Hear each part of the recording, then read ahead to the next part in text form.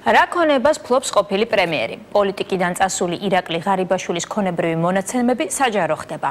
ყოფილმა პრემიერმა კანონით გათვალისწინებული პროცედურა გადადგომიდან რამდენიმე დღეში გაიარა. დოკუმენტი საჯარო სამსახურის ბიუროს ვებ-გვერდზე უკვე გამოქვეყნდა.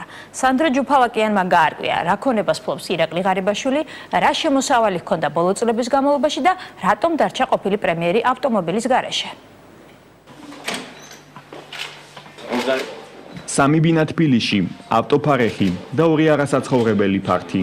ეს ყოფილი პრემიერ-მინისტრის უძრავი ქონების წლების განმავლობაში უცვლელი ჩამონათვალია. დღეს მივიღე გადაწყვეტილება დავტოვო პრემიერ-მინისტრის თანამდებობა.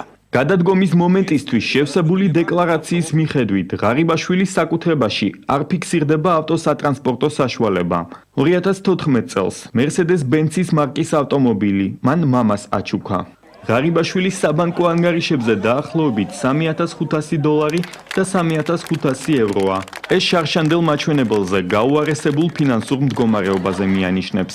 დეკლარაციის მიხედვით 2014 წელს მთავრობის მეთაურის პოსტზე ხელფასის სახით ღარიბაშვილმა $51,000 მიიღო. ეს წინა წლების სახელფასო მაჩვენებელზე ნაკლებია. ღარიბაშვილის ოჯახის საკუთრებაშია ნაღდი ფული $10,000. წინა წლის დოკუმენტთან შედარებით ერთი მნიშვნელოვანი ცვლილებაა. ოჯახის წევრების ჩამონათვალს შვილი გაბრიელი დაემატა, რომელიც 7 აპრილს დაიბადა.